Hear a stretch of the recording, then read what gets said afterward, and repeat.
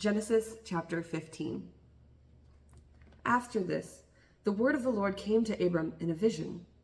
Do not be afraid, Abram. I am your shield, your very great reward.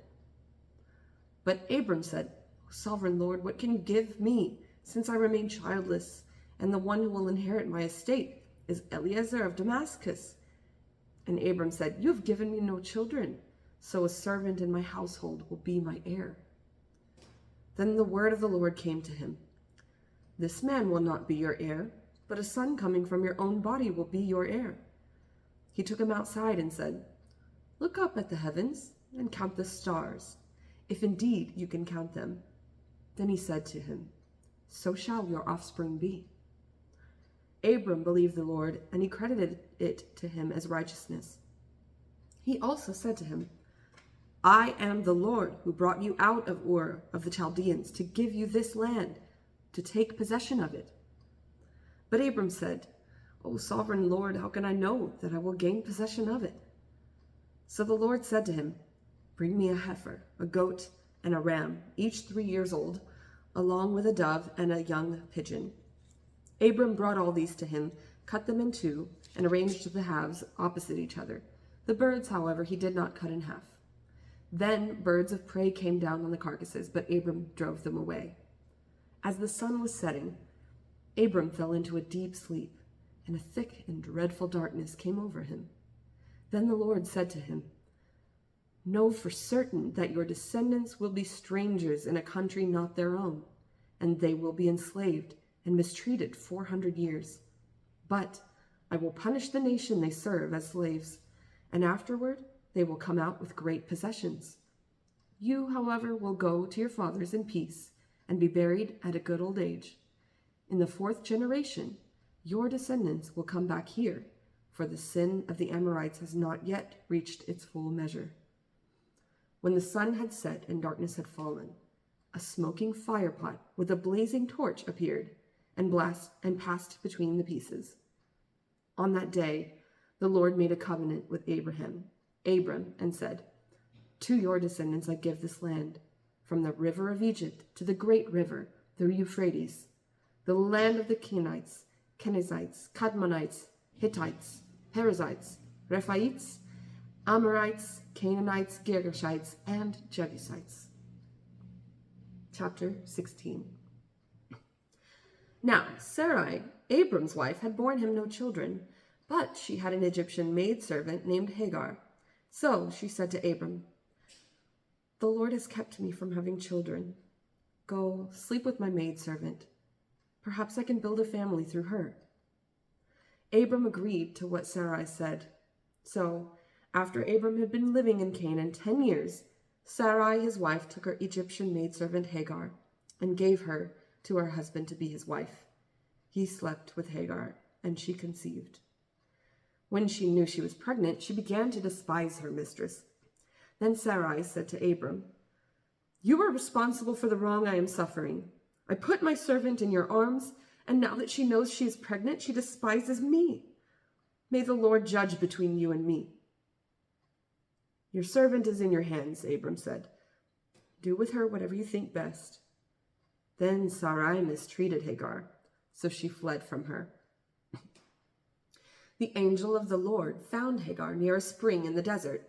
It was the spring that is beside the road to Shur.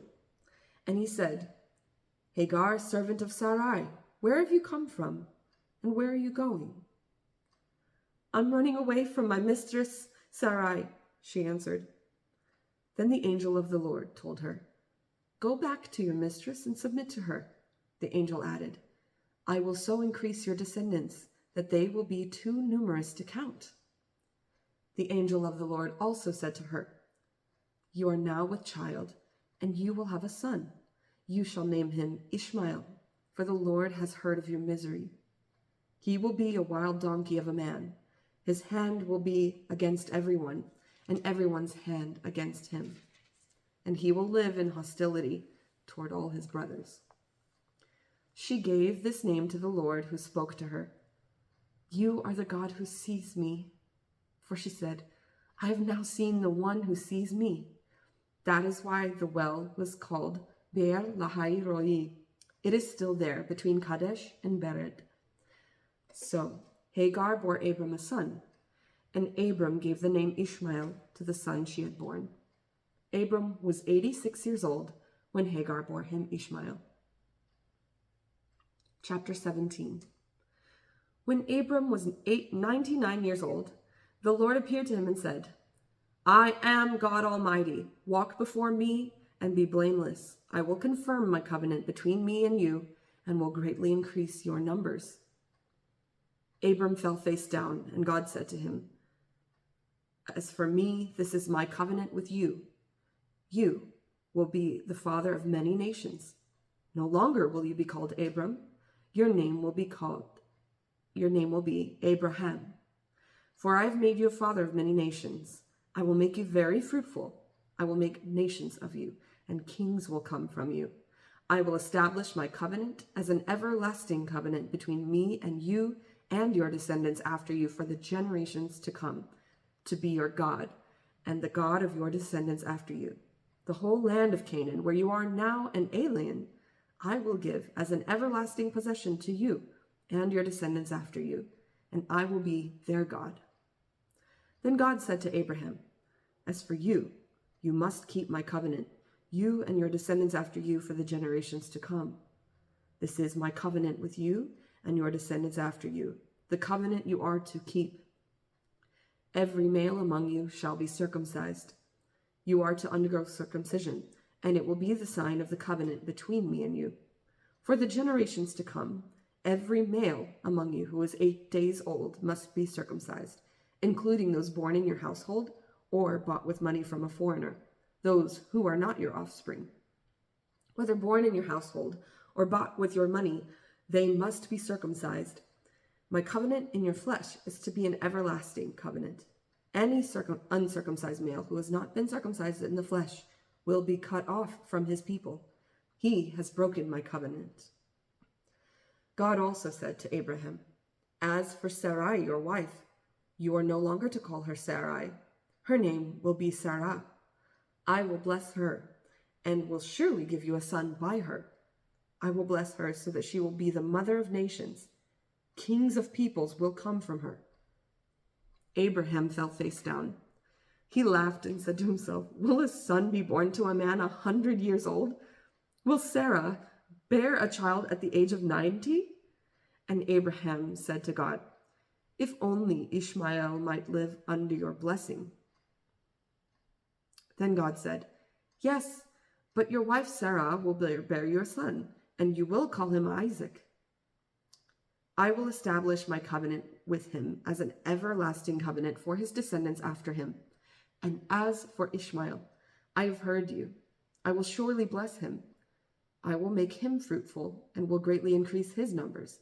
He will be the father of 12 rulers, and I will make him into a great nation. But my covenant I will establish with Isaac, whom Sarah will bear to you by this time next year. When he had finished speaking with Abraham, God went up from him. On that very day, Abraham took his son Ishmael and all those born in his household, or bought with his money, every male in his household, and circumcised them, as God told him. Abraham was 99 years old when he was circumcised, and his son Ishmael was 13. Abraham and his son Ishmael were both circumcised on that same day, and every male in Abraham's household, including those born in his household or bought from a foreigner, was circumcised with him.